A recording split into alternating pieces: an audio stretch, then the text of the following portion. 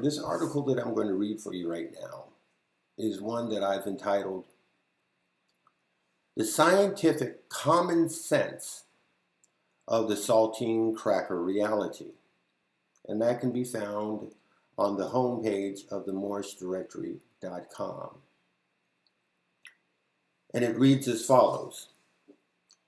Ask yourself this very simple yet extremely logical common sense question. If you take a saltine cracker and you break it in half, does all of the salt on the cracker somehow miraculously jump over to one side or the other side of the cracker? Or is there in fact a reasonably far better and much more realistic practical probability that all of the salt will remain pretty much in place, equally distributed on each of the broken halves, with the only real difference being that the cracker has now been broken into two separate halves, with the salt still remaining in place unchanged and equally distributed?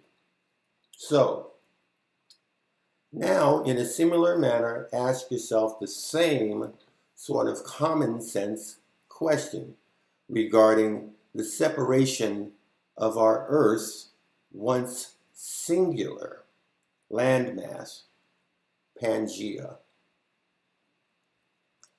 Using the exact same God-given common sense as well as scientific logic, as in the afore example of the saltine cracker, would it be in any manner whatsoever even slightly reasonable to conceive or accept the totally illogical idea that we, the Aboriginal Indigenous of this once singular landmass, did somehow all of a sudden decide to migrate exclusively to the so-called African side of the dividing landmass? Or would it in fact be far more logically reasonable to accept the fact that we, as a people, the indigenous inhabitants who, by and under international law, have always been correctly recognized as Asiatic Moors, not other ignorant and disparaging misnomers such as nigger, coloreds, Negro, or just as offensive black, and or of course the most recent incorporated brand coined by Jesse Jackson, African American? No. We, in fact, were already here.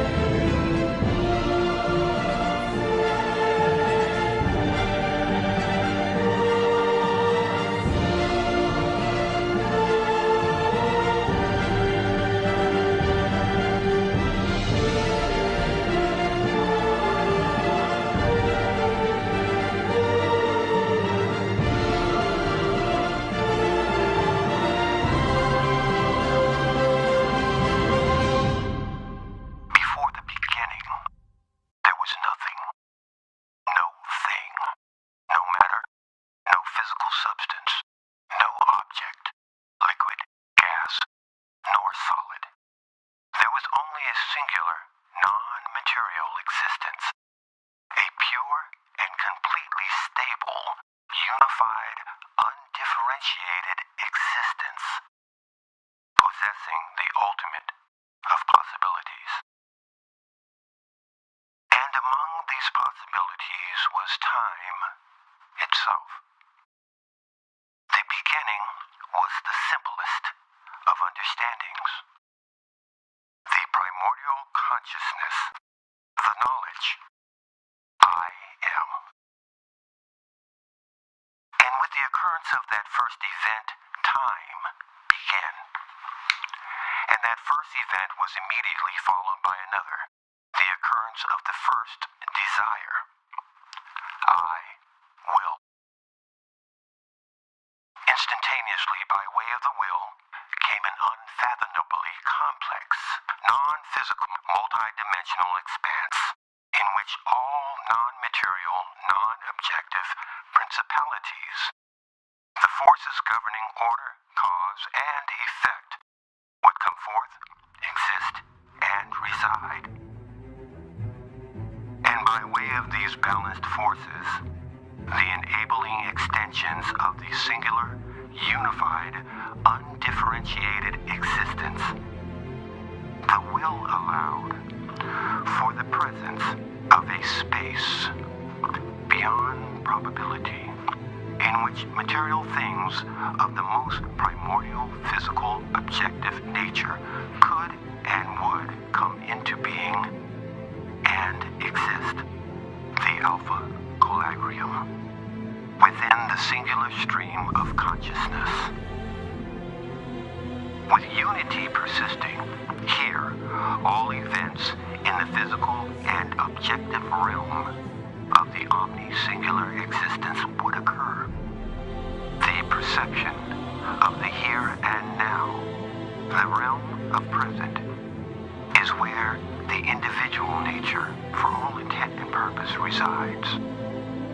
For many, if not most, this, the universal aspect of us, our unified oneness, that which all things and beings are intrinsically linked, operates beyond the perceptions of our physical conscious precepts. And it is this one fact which stands as our only true dividing point, our inability to recognize our oneness, and that oneness is pure, unadulterated, unconditional love, that which bestows in the objective as well as subjective realms of perception all law.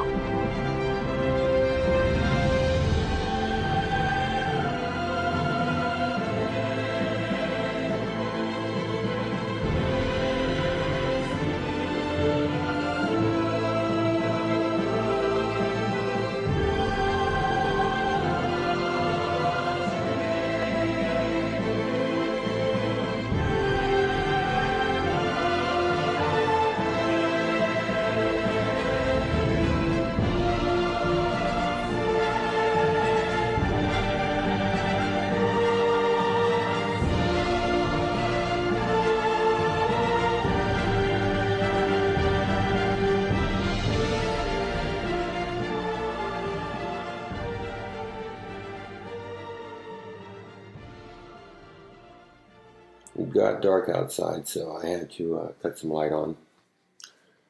All right, try to start this again. This is from the Office of the Mayor, City of Chicago, Rahm Emanuel Mayor, proclamation. The former White House Chief of Staff wrote the following. Whereas the Moorish Americans are the descendants of the ancient Moabites, Hammonites, and Canaanites, who were permitted by the old pharaohs of Kemet to traverse from East Africa and later formed themselves vast kingdoms extending from northwest and southwest shores of Africa, the Atlantic islands onto the present-day continental Americas, and whereas the indigenous Moorish people of the Americas are now uniting again to link themselves with the family of nations, and whereas the Moorish Americans, being aboriginal to these territories of North, Central, and South America, have formed a sovereign theocratic government guided by the command principles of love, truth, peace, freedom, and justice, through virtue of the universal rights of self-determination, as well as the Declaration on the Rights of Indigenous People, guaranteed in the Charter. Now, when he's saying the Charter, he's talking about the Charter that you can find on the State Department website, the United Nations Charter for the Declaration on the Rights of Indigenous People, signed in to effect underneath the Obama administration.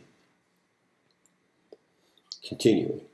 Whereas on January 8, 1886, Noble Drew Ali was born in the state of North Carolina, destined to become the first patriot of his mentally enslaved Moorish American people. In 1912, he was later anointed as El Hajj Sharif Abdul Ali by the heads of Egypt and Holy City of Mecca to return to the United States as the last prophet and founding father of the newly risen nation of Moorish Americans. And again, that was a proclamation that was supposed to have been read by all of the mayors in all of the cities of all of the states, but of course wasn't.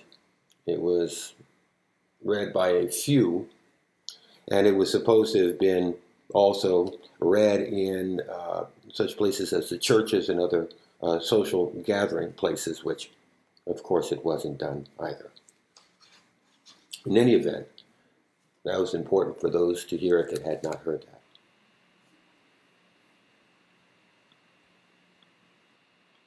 All right, so when you're on the internet and you navigate to the moorishdirectory.com, what you'll do is you will first scroll down and click on the seal. This is going to help, again, to acclimate your mind to common sense, practical thinking, critical logic. So if you click that, you'll be provided what's called the Great American Riddle, a note worth pondering. And it reads as follows. Scientific fact. Biologically, it's impossible for a human to go without water for more than 6 days without experiencing electrolyte dysfunction, biodehydration, and the shutdown of major life-sustaining organs due to an absence of proper cellular hydration. The Great American Riddle. How do 400 to 600 slaves, suffering in the sweltering heat of a cargo hull, vomiting and expelling copious body fluids, go 5 months without drinkable water?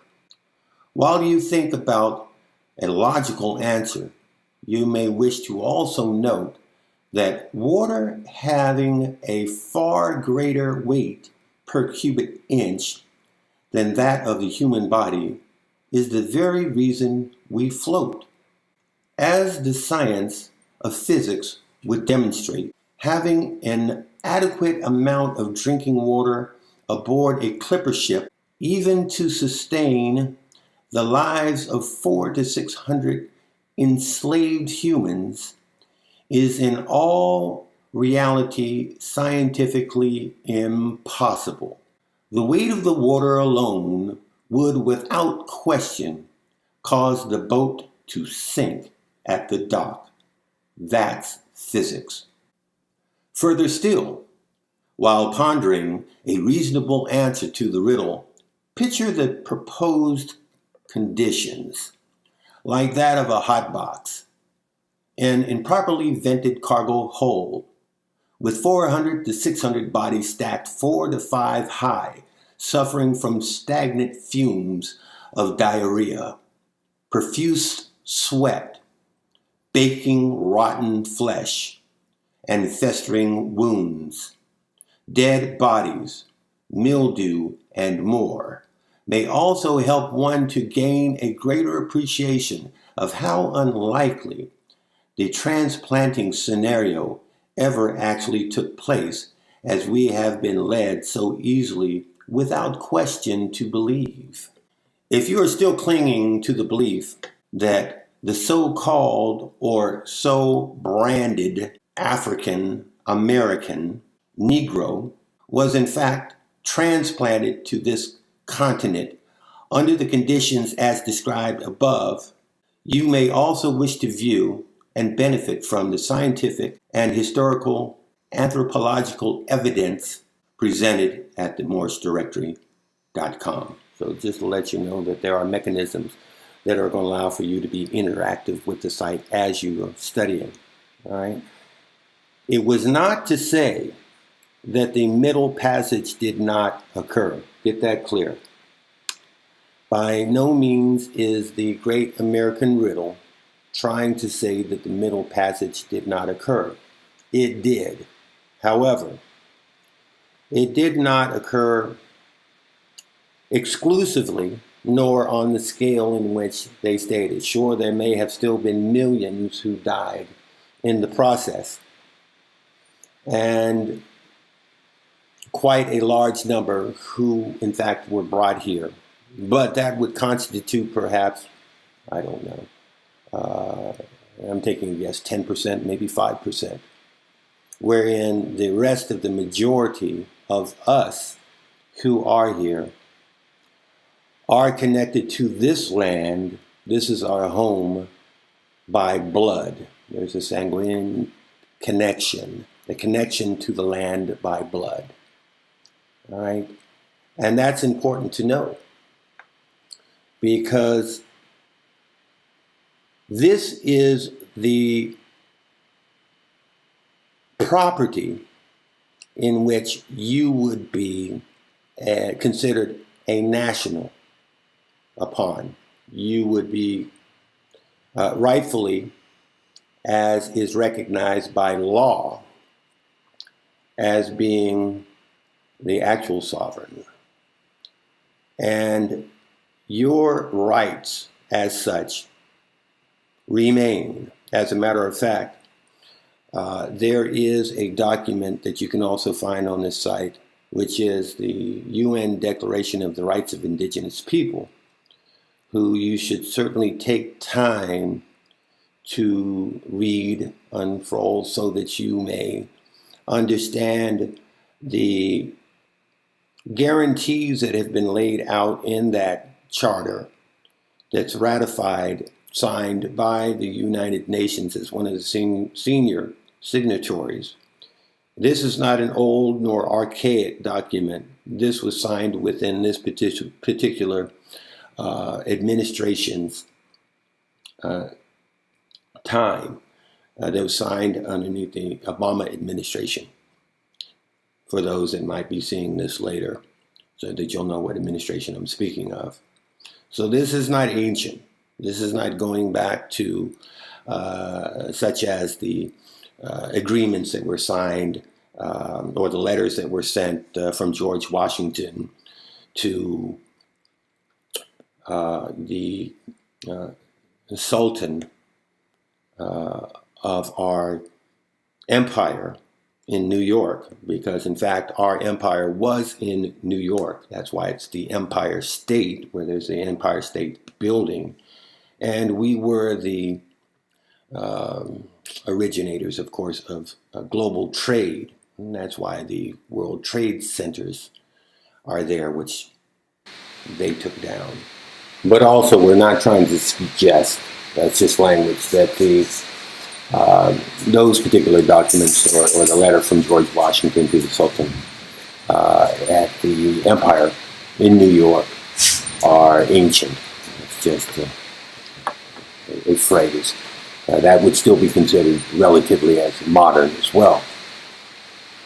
All right, so when we're talking about ancient, of course, we'd be talking about going back into antiquity. So I just want to clear that. So no one jumps out and says, well, that's not. Of course, we know that's not ancient. So just to clarify that point. All right. And speaking of which, when we're coming down, it'd be important that you pause at some of these first links to avail yourself of further information to provide the newly conscious individuals, as well as those that may not have been familiar with this at all, a better understanding of who we are. So when you're coming on the site, you don't have to go down too far before you see this particular link here that says who we are. You should click upon that, interactive again, and watch this particular video, which is going to give you a great, concise, Reader's Digest encapsulated version of who we are, presented in a far better manner in which I could do in such a short period of time. I would recommend that you take time to do that. Matter of fact, even before proceeding any further. Now, this particular site is, of course, an aspect of the Moorish Nation Republic, Moorish Divine and National Movement of the world. Okay? And here you will also find that we connect ourselves with a great many of other sites on the internet that are also, you will find, of great benefit. I'm just going to pause here for a moment since I'm in the area to show you that there are also materials relative to true Moorish science. Material that you might not find elsewhere that is going to be dealing with actual metaphysics, which is the foundation of Moorish science. And in my opinion, if you are not attempting to understand true metaphysics, then you are not trying to understand true Moorish science. And here, like everything else that is on the directory, you will find is also interactive and quite in depth. And as you read this particular book called The Key, what you will need to do is actually be interactive with it. If you do not look at the links and participate with the classes or seminars, reviewing them in their entirety as is not just suggested but directed to do, then you will have accumulated gaps in your understanding, and you will not be availed of the information that is going to afford you an opportunity to raise the consciousness level, to increase your frequency in order to effectuate those things here in the objective realm that can only be effected by way of the subjective realm.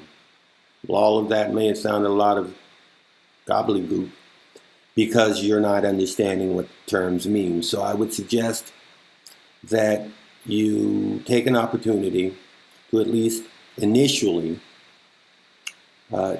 skim through the Key and see what it has to offer. There's going to be a lot of interesting things here. There's a hieroglyphics right here that you can see. We've got a spaceship, we've got a helicopter, we've got land ships, all types of very, very interesting things that you'll find within this PDF. And on the side of the temple here, we're seeing an actual astronaut on the side of a Gothic temple. How did that get there, huh? Kind of interesting. And this is Mayan statue, which of course we can see the likely their likeness here. And there's a great deal of information that you will benefit from perusing this this book. Case in point, you'll come to understand things that otherwise, up until this point, you may have considered was more so just superstition, like the number 666, just as an example. 666 is not anything to be afraid of, like the sign of the beast. All right, this is dealing with 6 electrons, 6 protons, 6 neutrons. That's carbon-based atom, which is the basis of man. And if you take a carbon atom and you look at it underneath a electron microscope, then you will find, staring back at you, what we call the Star of David. All right, so there's going to be a great deal in here that will move you in the direction of adeptness, to becoming more adept with the rudiments of Moorish science, which is metaphysics. Case in point, this particular symbol here, the eye, I'm sure that all of you are familiar with, but might not be aware of the fact that these symbols are actual mathematical symbols that represent these percentages of the whole.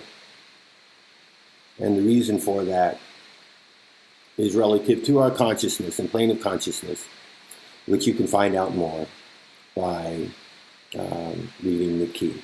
But as I said, you will not benefit from it if you do not do as suggested, and that is to not just read through it like you would in your average book, because you will have accumulated gaps in your information if you do not partake of the links that you are going to find throughout this, because it builds upon itself. In case in point, if you are, let's say, reading something on page 7 or 8, and it has a hyperlink in it for a seminar that's a couple hours long, which doesn't mean you have to look at it all at one point in time. You can look at part of it, come back and look at the rest of it before you proceed in the key. And that will allow for you to understand things, let's say, when you get to page 70. Because if you don't pause and partake of the information that's connected to these hyperlinks, then you'll get to, let's say, page 62, and you'll be reading something there, and you won't understand it because of the accumulated gaps in your information. And then you'll find that you're actually going to have to go back and start again, which I've had people do, and then they've called me back and they've said, wow, I had no idea that I was missing so much by not pausing to do it correctly as instructed. All right, so going into the site further, of course, as I said, there's a great deal to partake relative to the site itself on just the cover page, but you can also go into the site wherein you are going to have entrance into all of these other pages that when you get there you can take a look at. But I wanted to point out also that, again, all of the resources that are here, let's just show you one resource. On the legal page, if you click that, you can read through it and bring you down to the Moorish rights card. You can print this out, cut it out, fold it. There's the front and the back, laminate it, and keep this with you. All right? This will provide you with a card that will have the power to diffuse a lot of situations that otherwise could very quickly get out of hand. Now, people that may not be familiar with coming in contact with the civilian armed forces don't understand that there can be a great deal of anxiety connected to that, needless to say.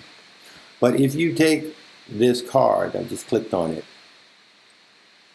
and print it out and keep this with you, then you're going to find that it allows for you to hand this card to another person and you do not even have to speak.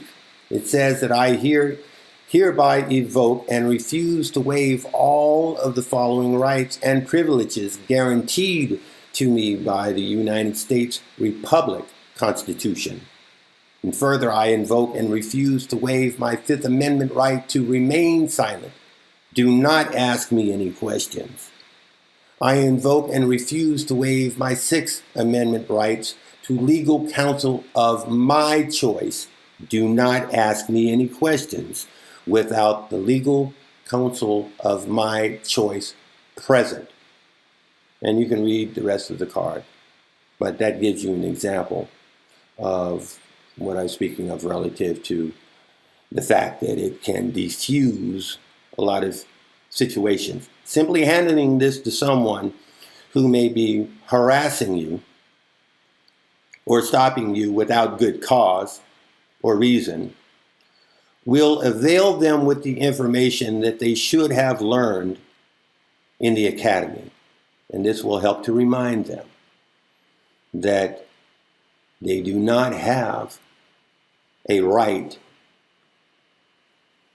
to simply stop you for looking like you do or being who you are, if in fact there is no valid reason for doing so. So that can be found on the legal page. And you'll find all other types of jewels all throughout here. Case in point, going back here real quickly to the home page, just to show that even on the home page there are further things which are very valuable and free.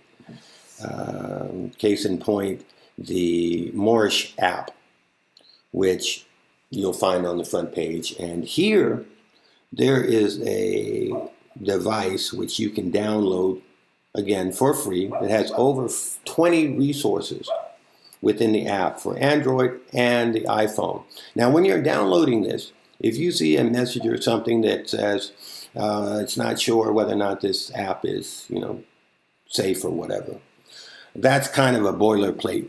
It's a statement that Google Play or the iStore will have out there because they don't want to be taking on the responsibility of apps that are not necessarily connected with them, even though it's being downloaded and has been reviewed by them.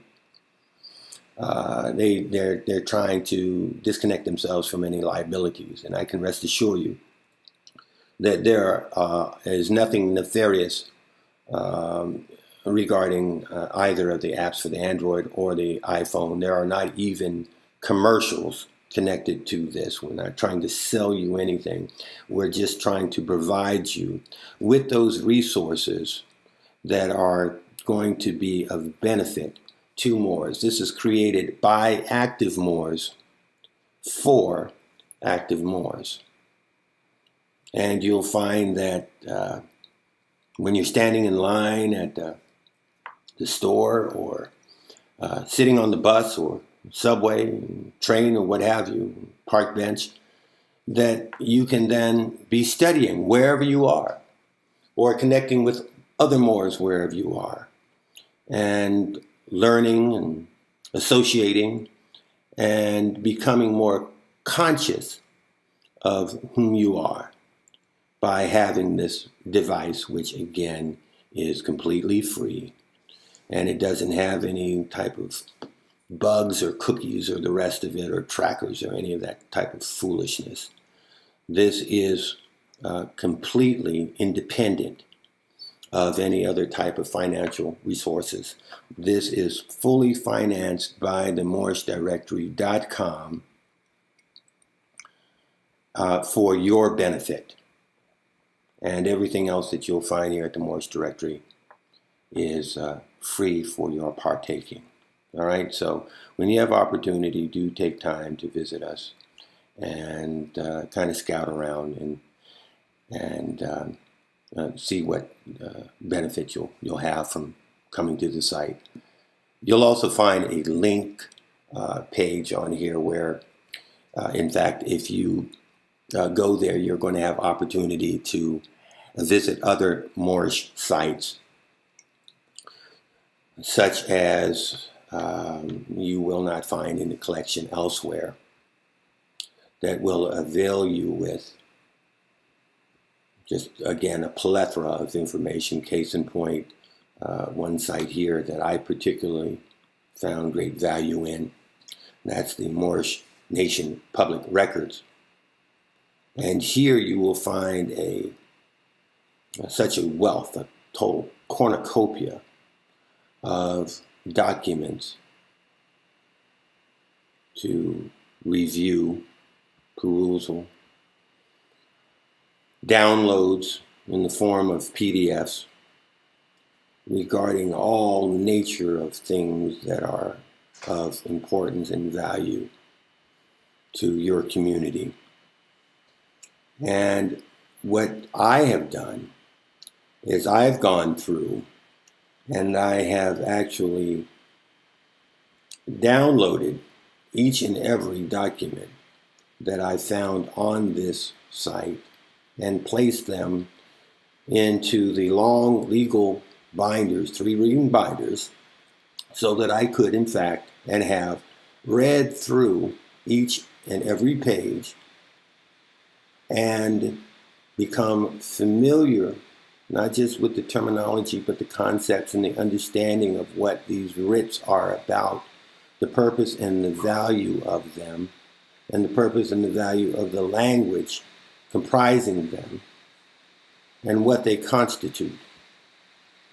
And that's something that I would recommend for everyone, because then you can take the material and you can, in fact, highlight it, what you find there to be of value and importance. And I use a couple different highlighters because I'll read a document and then I'll come back later and I'll find even more material that I'll find of value, and I'll want to mark that with a different color marker.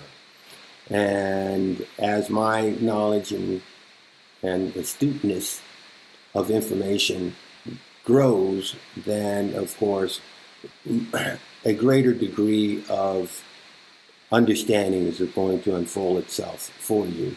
So of course, when you go back and you read documents that you've read before, you're going to find that you're going to get more out of it. So that's all to say that if you've read a document, that doesn't mean that you shouldn't go back and read it again. And also what I do, because I don't have a photographic memory, so I will make notes actually on my document that may direct me back to another document that I found here or elsewhere, in order for me to be able to cross-index my understanding with material that I have garnered elsewhere. And one of those elsewheres that I was speaking of might be, let's go ahead and close out of here, something that I found at one of the other sites. An example can be found by way of the proclaiming your nationality page, for an example. All right. Now, here, and again, just to reiterate, proclaiming is the act of making the statement, actually proclaiming it. It's self-explanatory. If you say something, then you are proclaiming it. So if you proclaim that you are an Moorish American, Aboriginal, and Indigenous, flesh and blood human, attached to this land by blood heritage, then you are making the statement and identifying yourself with your culture and connecting yourself to your hereditament, your rights, and identifying your allegiances. And just while we're on the subject, no one can come back and trick you out of who you have given your allegiance to, all right? Your allegiance cannot be taken away from you. You have to voluntarily resigned oneself of your allegiance to something, or make a new allegiance to something else before that changes. And proclamation is not the document. The document is the record. It's an administrative process by which you would record having proclaimed, and those documents would be recorded. So the document is a matter of recordation. All right? The act of proclaiming is in fact stating who you are.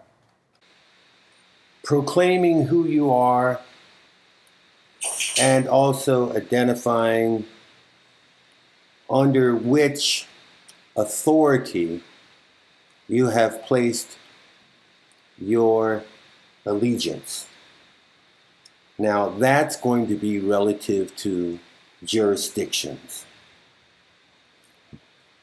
And of course, you'll be able to find out all of that information by visiting any of these sites that I'm showing you today. All right, now, relative as an example, this particular page that we're on now, it's the Proclaim Your Nationality page.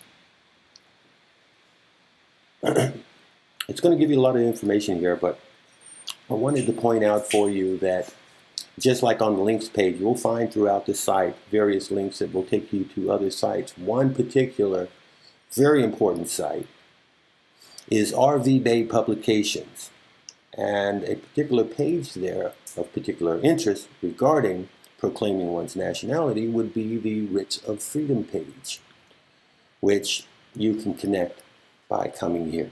All right, so let's go ahead in there and take a look at this particular treasure. I would recommend for anyone who has not visited RV Bay to take out a pen and paper and prepare yourself for a treat. Start at the home page and begin with how to use this site so that you can, in fact, get the greatest benefit out of your utilization of the information that is contained herein. All right? There are also going to be books and publications in which you could actually obtain hard copies of by way of RV Bay. Sorry, I had to close the door. It started to rain. That was the noise that you were hearing in the background. All right. So down the left side here is going to be the index. And as you can see, there's a great deal of information, and every page is packed. Now, on the particular page, Writs of Freedom, is going to avail you with a great deal of information, extremely valuable information that you should study. Not simply read, but study, and there's a big difference. All right? Study the information, take notes, and if you have questions about it, actually you can contact the proprietor of this particular site, was Mariah Bay, at on her Blog Talk radio program on Tuesdays evenings at 9:30, I believe that it is. The facts regarding that can be checked here on rvbaypublications.com. And you should, when you call, starts at 9:30, you should probably try to call in a little bit earlier so that you can get in on the queue if you have questions, or if you're just wanting to listen, go ahead and just call in and enjoy yourself.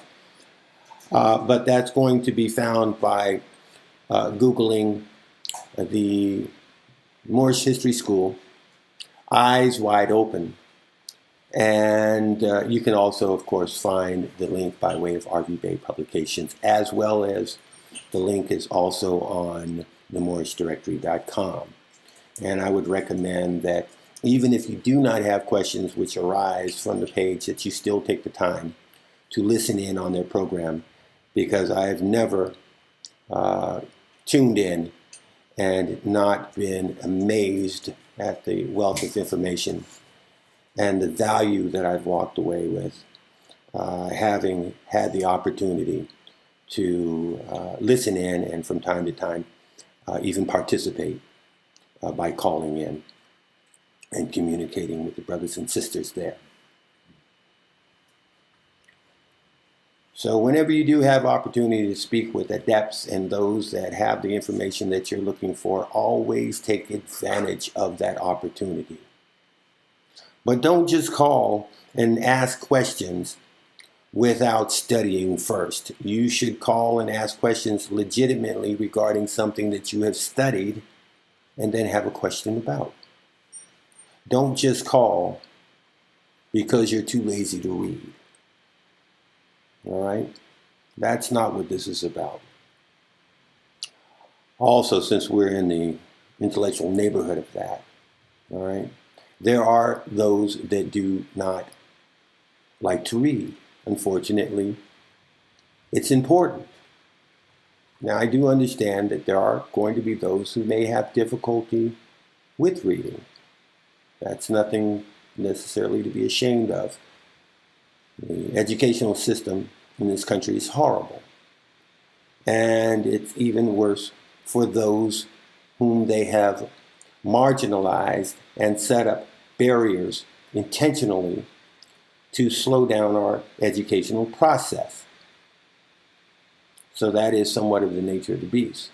So if you do have difficulties in reading, that's understandable. However, if you don't, then don't be lazy. Read the material, study the material, take your notes, and then if you have questions, by all means, call in, email, what have you. Get in contact at that point when you have a legitimate question regarding something that you have studied, and perhaps there might be a little bit deeper understanding that you may want to garner from the material, that instinctively you know that there's a bit more that you can understand that you're not getting out of the explanation. All right? Getting back to this page, you'll find that the links here are invaluable. And you're going to find boilerplates here for writs as well as documents for proclaiming your nationality, obtaining ID, for correcting your name. And these forms are uniform, which is very important. They have uniformity, all right, as an aspect of your process. But again, proclaiming is the act of stating, making the statement, I proclaim I'm Moorish American, Aboriginal, and Indigenous to this land. Stating your understanding of your hereditament, your heritage, your forebearers. Understanding your status, your nationality, and under which particular jurisdiction you fall. So do take time when you have opportunity to visit RV Bay Publications. You won't be sorry. All right, so we're back on the cam. Now, this is the first YouTube presentation that I've done. I plan on doing more in the future. So I'm not what they would call a YouTube expert by any means, nor am I a public speaker. But there are particular things that I felt were important to communicate in my attempts to aid others in understanding some things that I consider as being basic. So I do plan on extending this series into the future. So this will be followed by another. So I'm not going to try to roll everything into this first introductory. But one thing that I would like to address before I leave, there will be a point where I'm going to go into this with a little bit more in depth. The Constitution. All right? And I know that there are a lot of Moors out there that study it and give classes on it, and that is fantastic. It's what we should continue to do. It's not just something to read. Again, this is something to study. However, there are some misconceptions with regards to the Constitution. I'm just looking around for my glasses.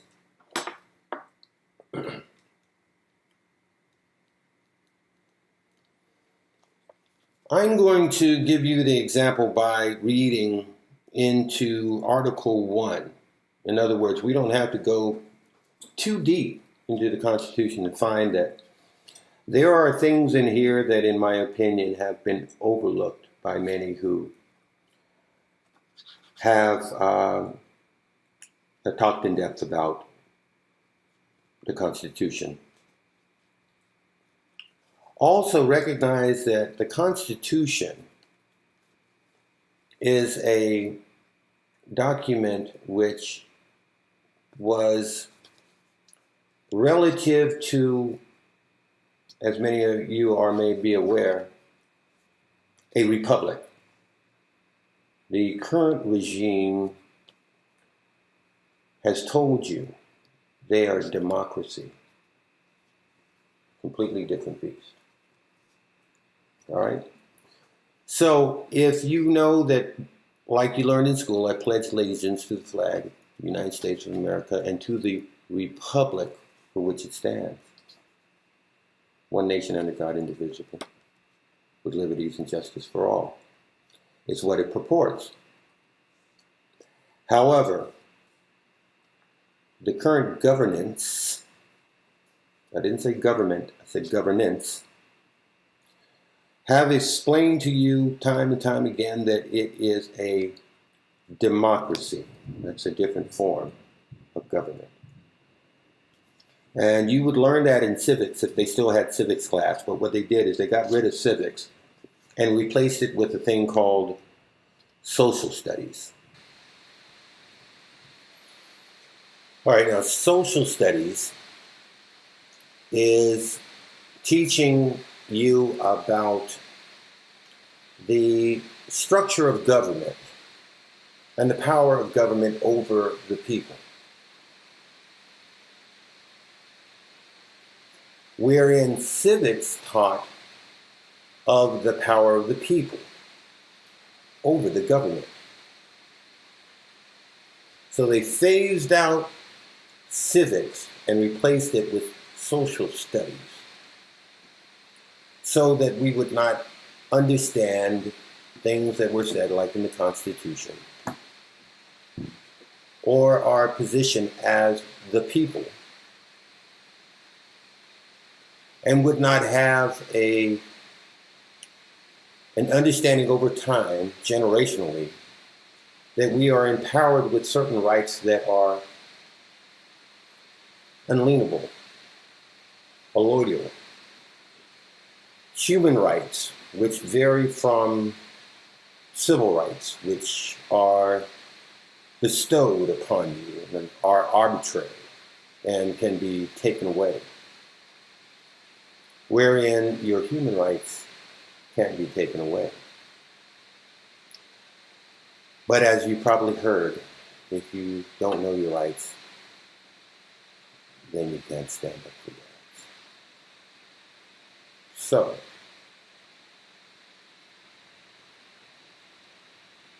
So you have human rights and then you have civil rights. Civil rights are arbitrary, they're bestowed. And as they are bestowed, they can also be taken away. Right?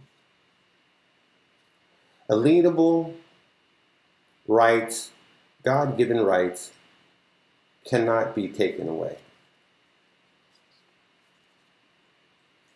Now, relative, and tie back bridge to the republic and the democracy. those that signed this particular document were a different group than those that you're dealing with today. That's a complexity that we'll get into at another time. Relative to the Constitution, just at this point what I'll do is I'm just going to get into the very beginning of Article 1. All right? Section 2. All right, in the second paragraph of Section 2. Okay? Let's see here. Article 1. My screen is backwards, so I can't really see what's going on here. Okay? Section 2. All right? It says, no person shall be a representative who shall not have attained to the age of 25 years and been 7 years a citizen of the United States, and who shall not, when elected, be an inhabitant of that state in which he shall be chosen. All right. So what is that saying? Well, it's pretty self-explanatory. It says, and who shall not, when elected, that they shall not, when elected, be an inhabitant. In other words, living in the state in which he shall be chosen or elected. So that would mean pretty much that whomever is living in a state in which it was elected, that would seem to me to be a disqualifier. That if you're living in a state, according to the Constitution,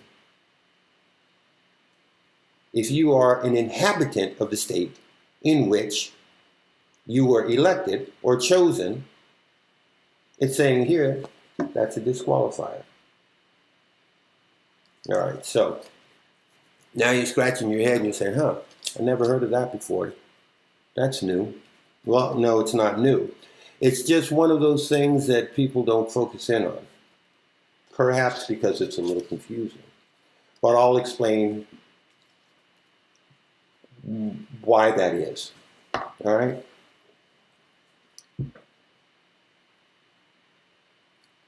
If you have a system wherein those who are elected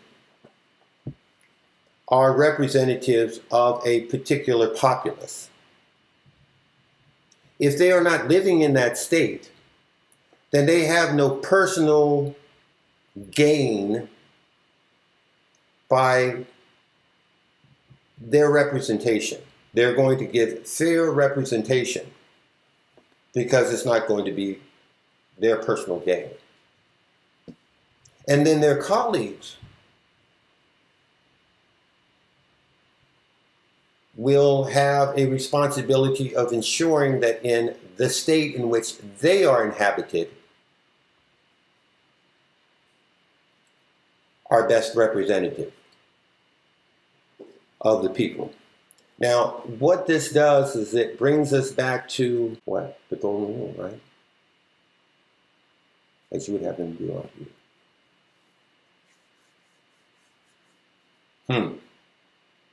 So really what that means is it's stating here that there should be no self-interest.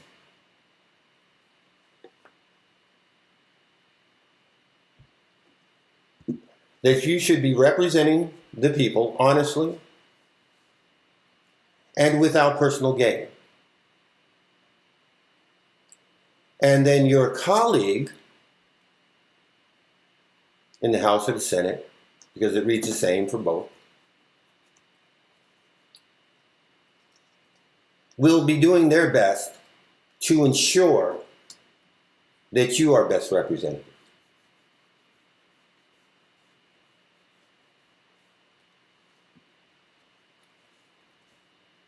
That's the golden rule. Do unto others as you would have them do unto you. That's what Article 1, Section 2 is talking about.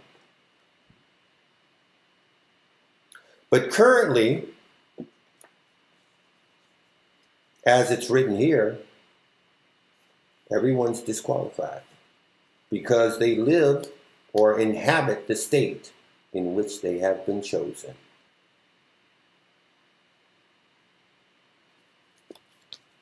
A lot of interesting things. Well, to wrap it up, what I'm going to do is I'm going to show you something that is very interesting, somewhat current events. There was a new tunnel that was opened up in Switzerland. This is the longest, deepest tunnel in the history of mankind, supposedly.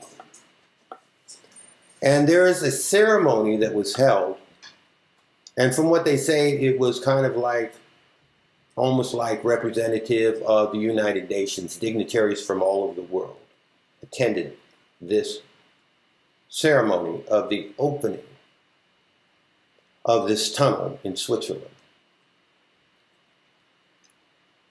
And I'm going to show you a piece of a clip from this particular ceremony. And just to set up what may be in our next conversation. When you hear things about that we are, this is almost biblical, dealing with municipalities on high. They're talking about metaphysically. They're talking about things that are not of the objective plane. They're talking about things that are more so on the spiritual plane, which is important because you understand as a Moor, we have been given a task, a noble task, charged with being active in the process of uplifting fallen humanity underneath the guide principles of love, truth, peace, freedom, and justice. So we have to understand that as we raise our consciousness, we then have the ability to, through that heightened frequency, begin to deal with metaphysically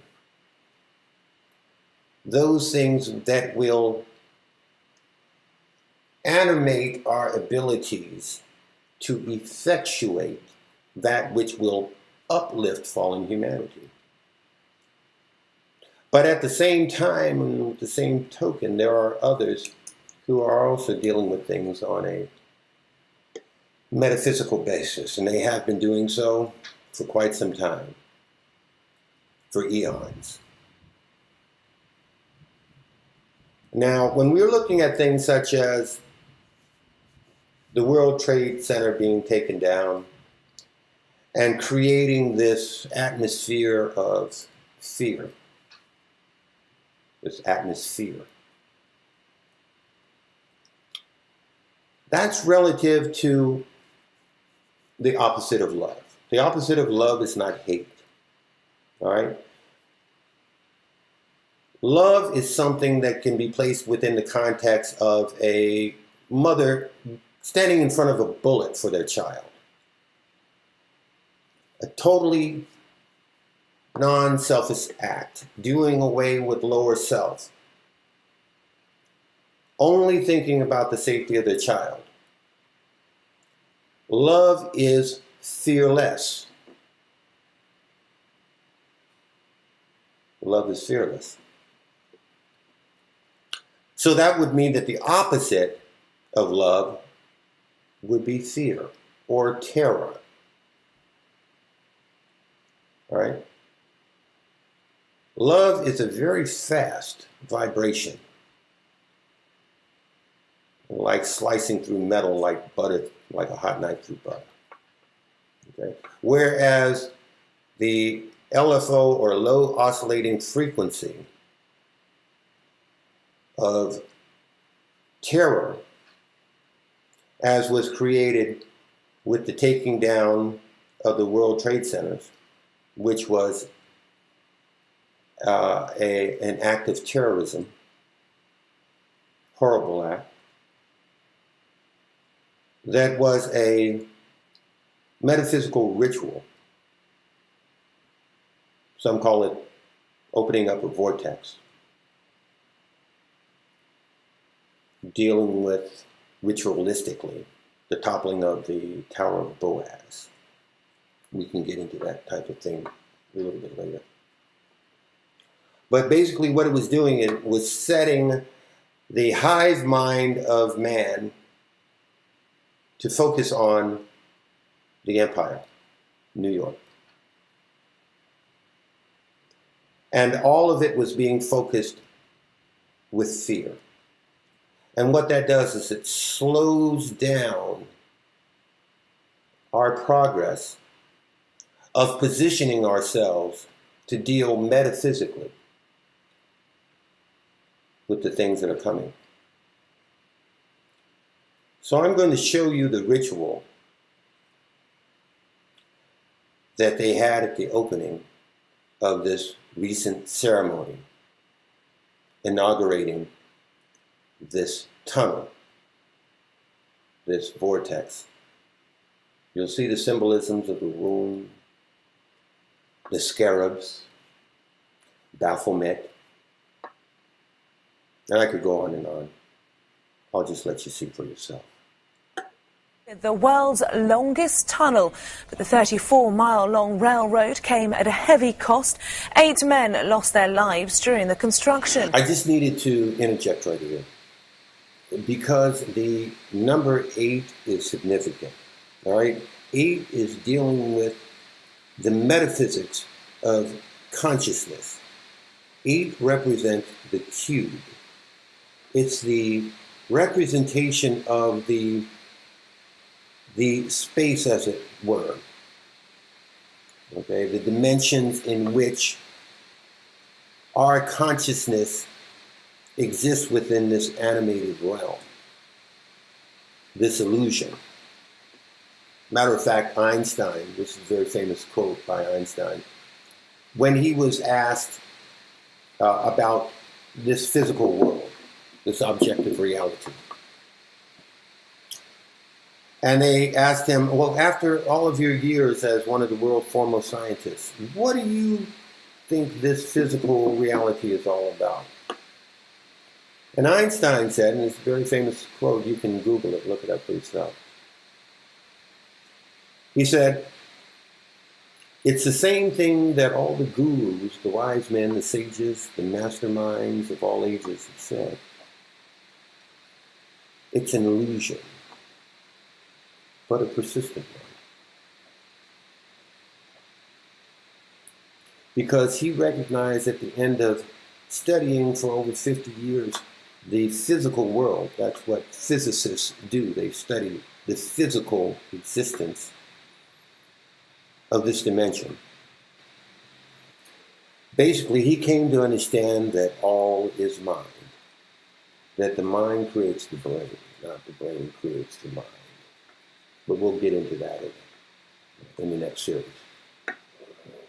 The reason that I interject myself here is just to explain that there are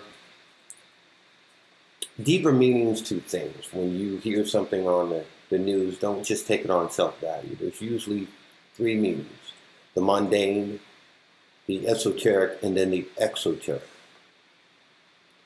And in this particular situation, they're explaining that 8 consciousnesses were snuffed out during the creation of this tunnel. But the tunnel is more of a cover story in actuality. But that number 8 is also relative because numbers themselves are far more meaningful, which we'll talk about at another point, than what we give them credit for. All right? Numbers, when you hear someone speak of the, what is the numerical value of this or the numerical value of that? What they're really saying is, what is the new miracle value? What is the value in this new miracle? What is the miracle relevance of this number? So with that, anyway, we'll go back and we'll get into that aspect of it later.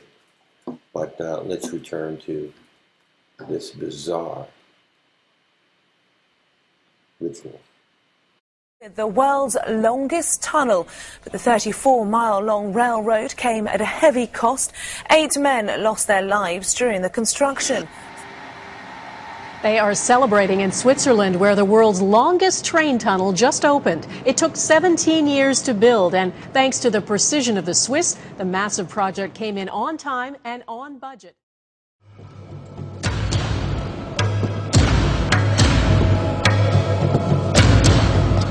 Well, if you just joined us, you're watching the opening ceremony of the world's longest and deepest rail tunnel under the Swiss Alps. It's officially been opened. This spectacle very much showing how... And an impressive ceremony with a guest list that read like a meeting of the United Nations.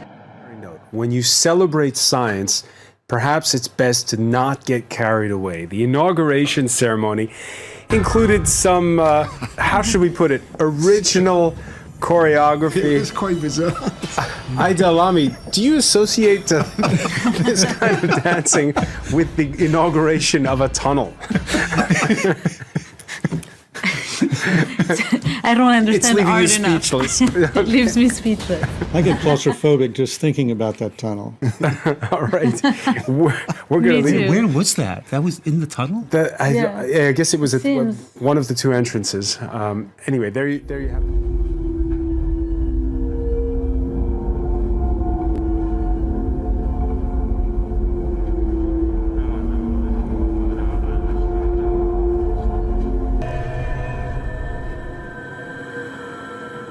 She joins us now watching the ceremony. I was just saying there, Imogen, this very enjoyable spectacle with dancers, and I presume some people that have taken part in the project as well, shows just how immensely proud the Swiss are of this tunnel for so many reasons.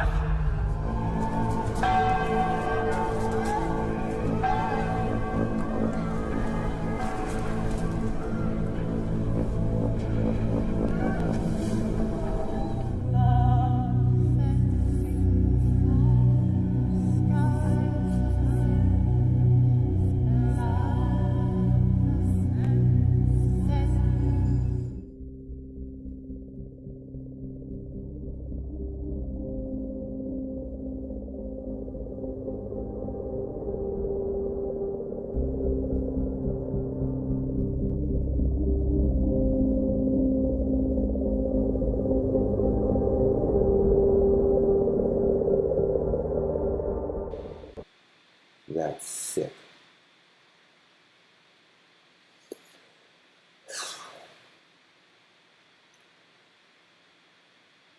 We'll talk about it next time. And until then, I wish you peace and that you continue to prosper.